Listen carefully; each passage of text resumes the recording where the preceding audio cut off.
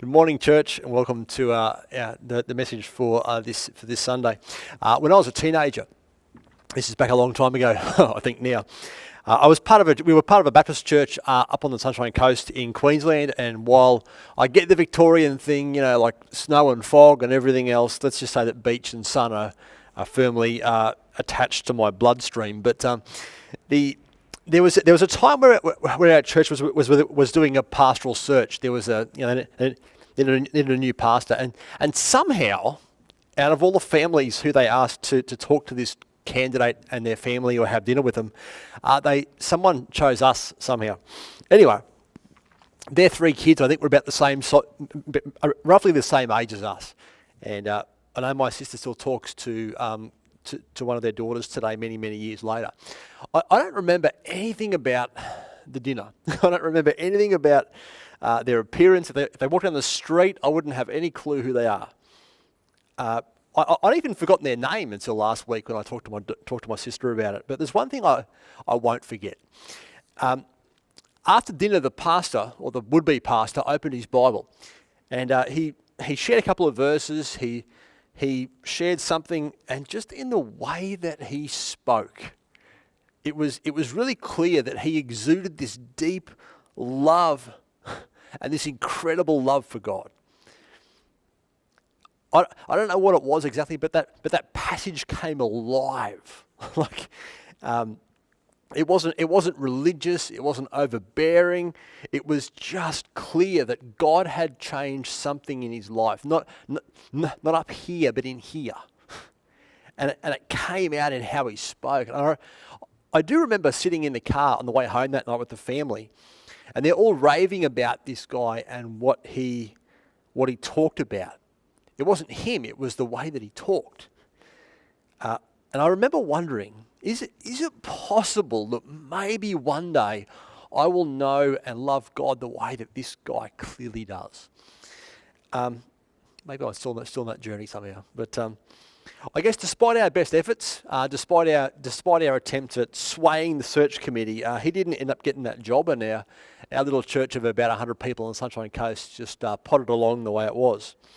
God, I think, had a better plan though, because this family, I think, ended up, from memory, in Colorado, in the US, and they ended up leading a church over the next 20 or 30 years that saw thousands of people come to faith, and clearly did extraordinary things for God. And I've got to tell you, I am not surprised in the slightest with how this guy spoke about the God that he knew. When you see those people who love God so well, it sticks out like you just notice it, and it makes an impression. We're going to spend this week and next looking at these two great foundational commandments in the Bible: love God and love others, because that's where we are up to in our series in Mark. Verse 28 simply said, I'll just read about 3 or 4 verses. It says, one of the teachers of religious law was standing there listening to the debate. So this guy's a scribe. He's a scholar. He's a learner. He realized that Jesus had answered well, so he asked, of all the commandments, which one is the most important? Jesus replied, the most important commandment is this: listen, O Israel. The Lord our God is the one and only Lord. You must love the Lord your God with all your heart, with all your soul, with all your mind, with all your strength.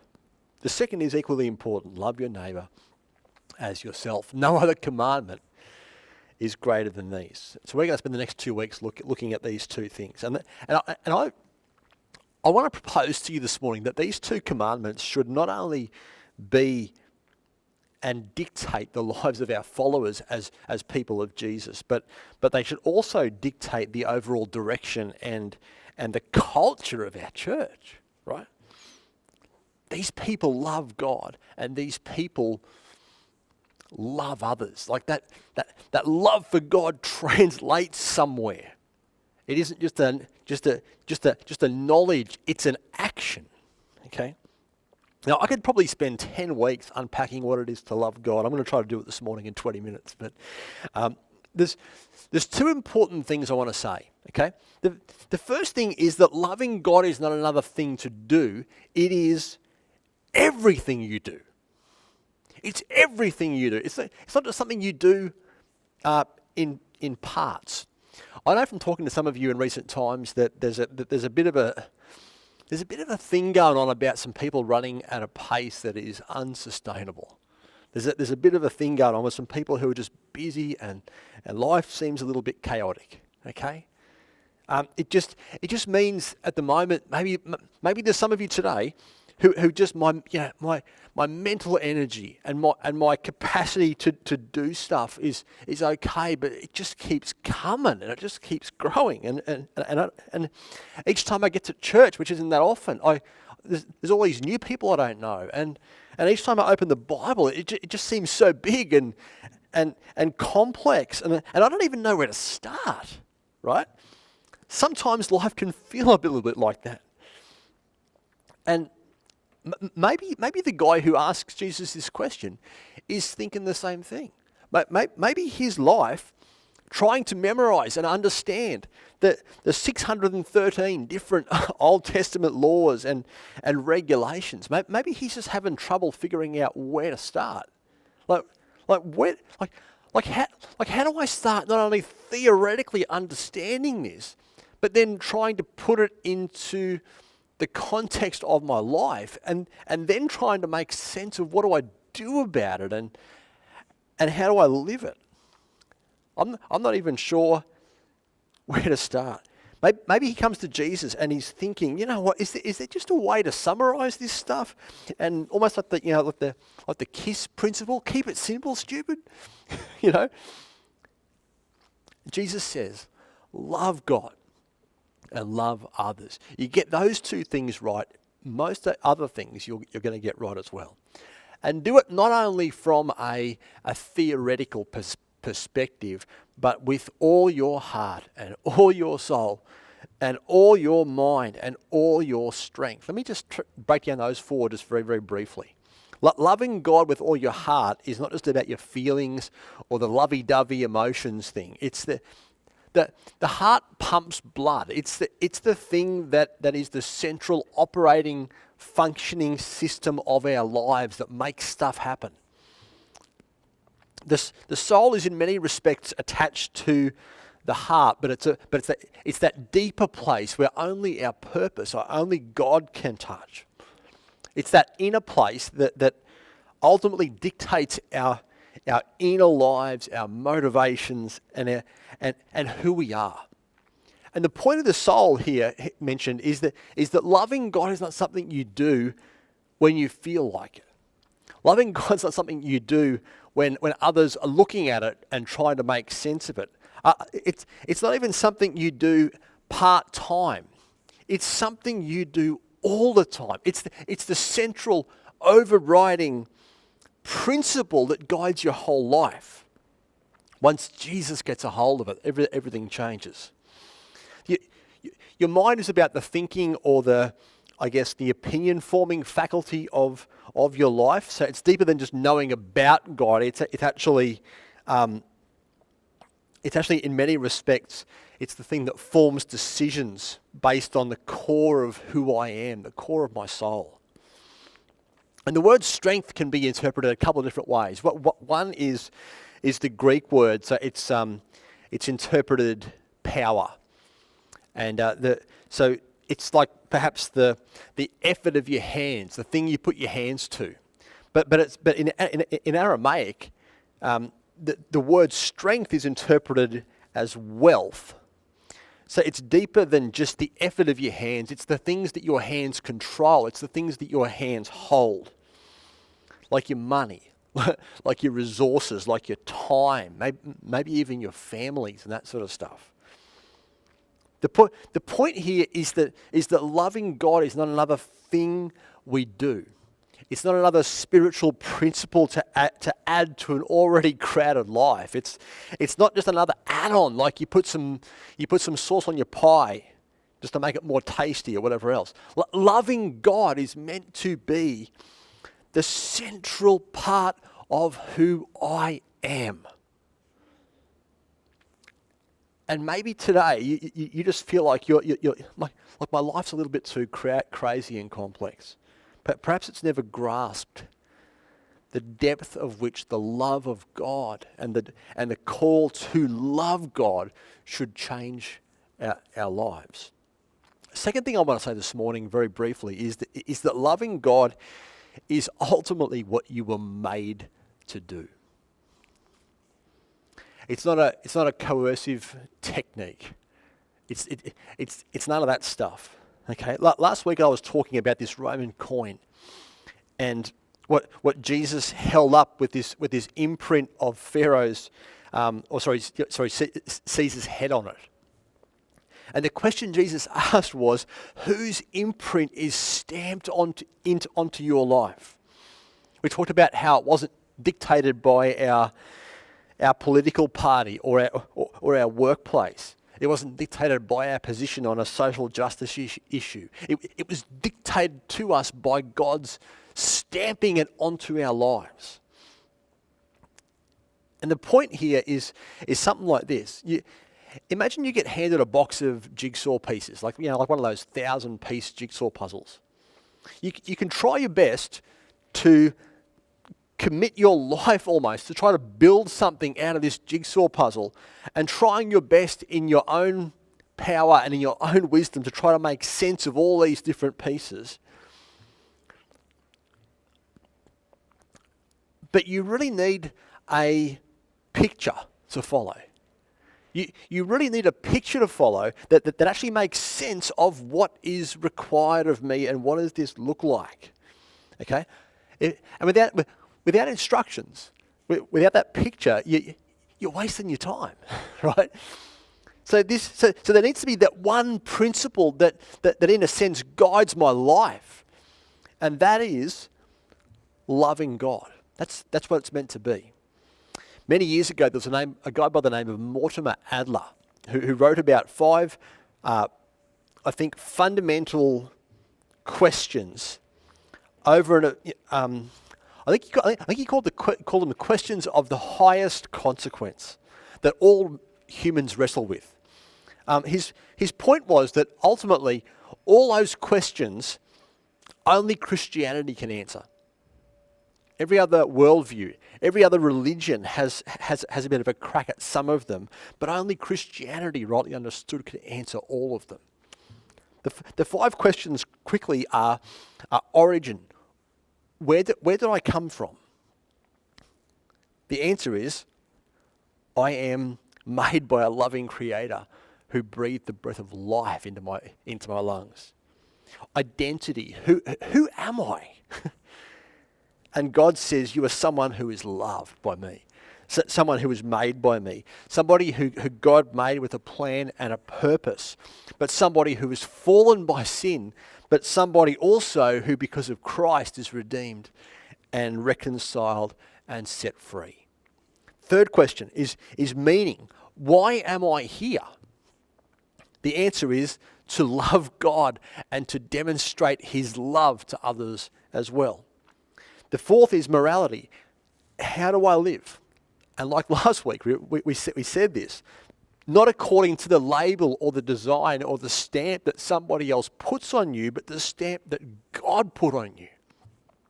The last question is destiny. Where are we going?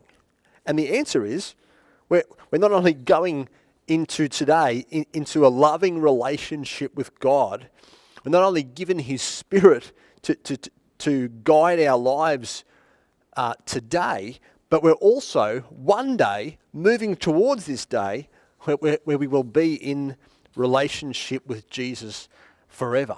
There's this eternal destiny in mind.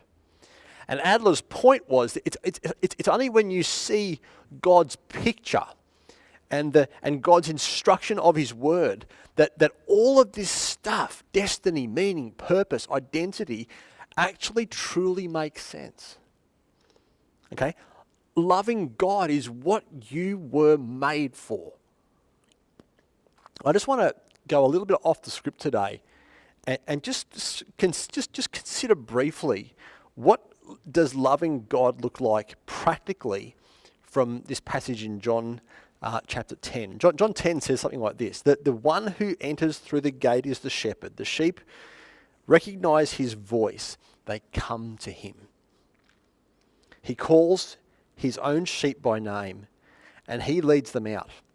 After he has gathered his own flock, he walks ahead of them. And they follow him because they know his voice. They don't follow a stranger. They will run from him because they don't know his voice. Now, I know we're in a regional area in Victoria, and everyone's got the idea about how smart sheep are, and let's not even talk about that today. There's going to be differences of opinion, okay? Let's just think very briefly about what does loving God look like in a practical sense. I want to suggest the first thing is that it shows a willingness to follow, a willingness to walk at his pace, and an idea that I've got to lay down my own plans. Okay? Loving God is where you ultimately put aside your own plans and your own ideas about what life is, and about how glamorous it is, and about all the things you want to accomplish, and the next big challenge you want to do at work or education or wherever. All those things are good, but I've also got to, more importantly than that, walk contently and consistently with my shepherd daily and learn the joy of following him. Okay? Remember that Jesus said over and over again that he wasn't here to fulfill his own wishes. He's here with the goal of doing the will of his Father. Okay? So that's our model as well. When you come to God and you come to start this journey of loving him, there must be an inevitable daily surrender of my plans to his plans, of my path to his path. And those things, those decisions in our lives ultimately are an expression of our love for him. The second thing is a willingness to be present with the shepherd. Now, I'm not sure sheep are known for running. They probably aren't those athletic sort of types of people. But they do seem tempted to walk off and explore, don't they? They do seem drawn away on regular occasions from the shepherd. And I want to suggest that loving God maybe is more than anything else a willingness to start the day being present with him and live with that presence of him. Not given to the endless distractions of my world. Not given to the endless controversies that surround me. Not living a life where I ignore his leading and live my own, but a life where I am present with him. Okay? I learned this very, very well during the week. I got home one evening to find Amanda making some dinner already in the kitchen, and we were starting a marriage course that night. We're actually going to do that over the next 8 weeks or so, and that may well lead us somewhere as a church. We might even do that wider than that. But about a minute into our conversation, the kids are here as well, and everything else, and there's stuff going on. There's noise happening, and my phone, dinged with this old message in my pocket. So I pulled it out. It was a message from somebody on our board who I'd been waiting to get back to me about something that was really important that I couldn't do until I got this message. And I'm like, oh, good. I can finally finish that. Okay. So I picked it up and I started sending this message back. And my wife got very mad at me because I forget that I'm a bloke, and I forget that I can only do.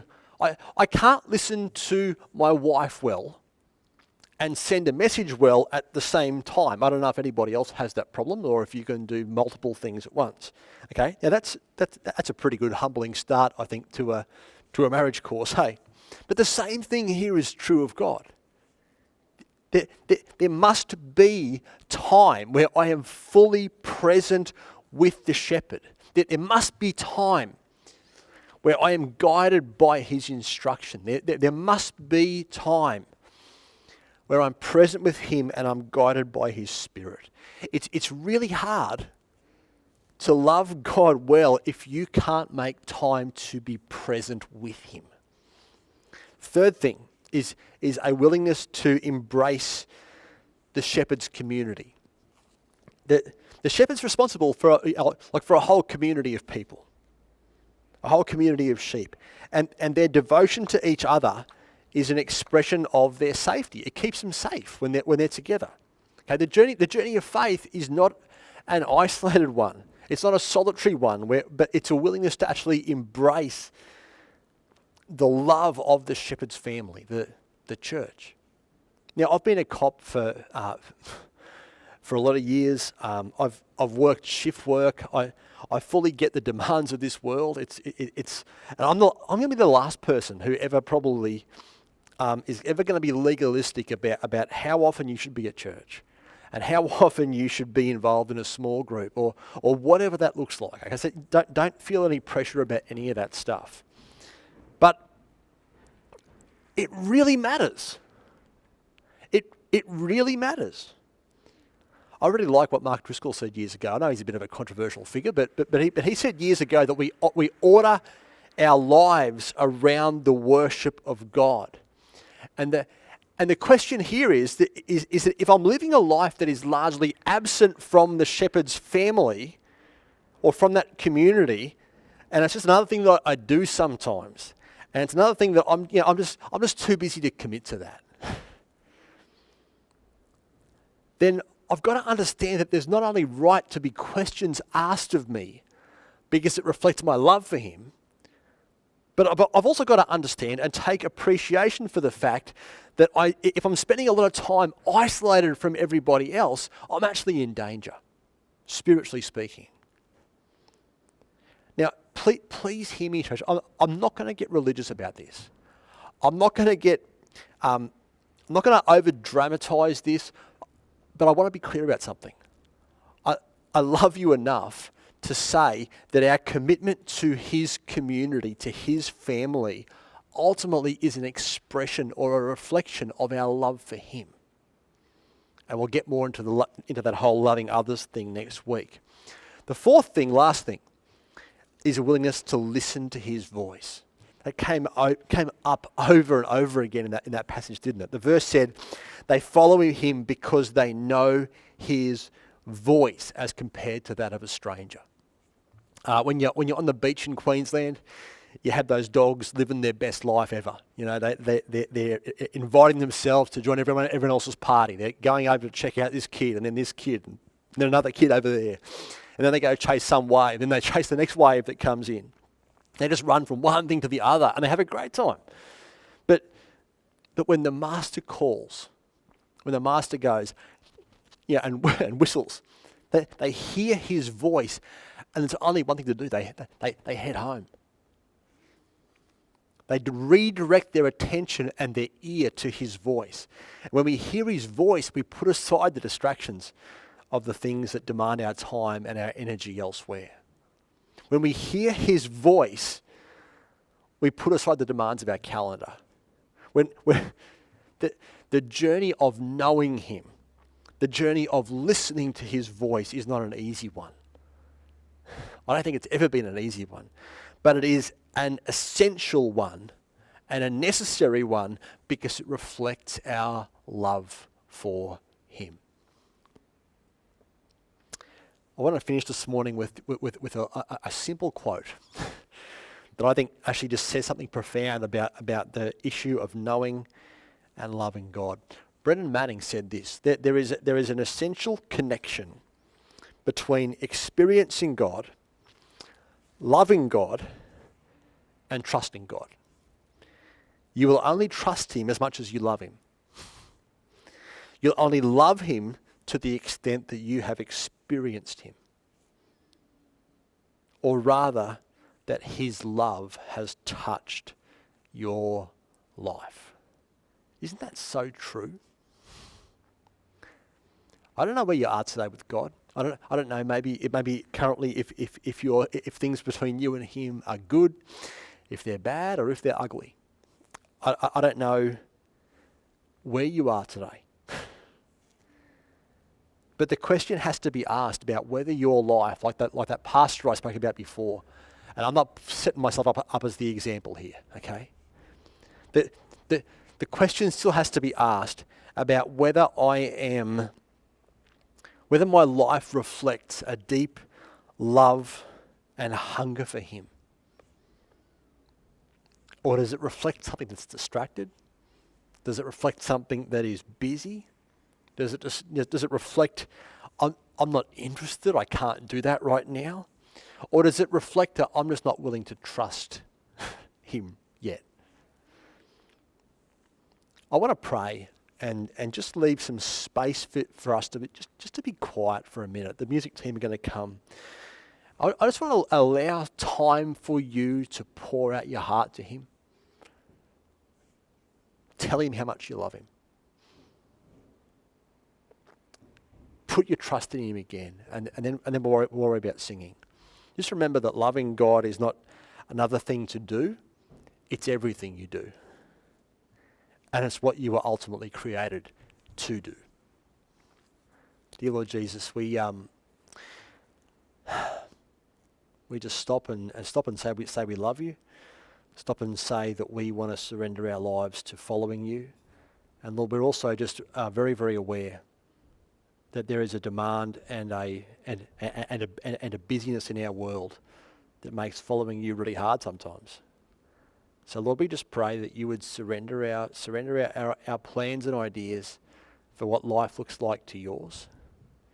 Surrender our pursuit of lots of other voices to the pursuit of your voice. Help us, Lord God, to know the depth of love to which you have embraced your church, and help us to find a place to call home there on a regular basis. And Lord, I pray that we as your people would order our lives around that time and that ability to be present with you. God, we know that the world is full of distractions. It's full of things we can get in the road of or tied up in.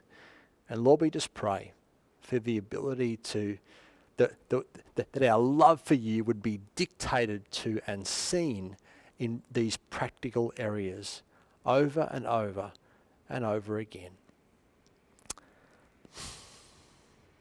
Can I just encourage you today, as we finish our time together, if you're watching this online, to spend some time just sitting with him.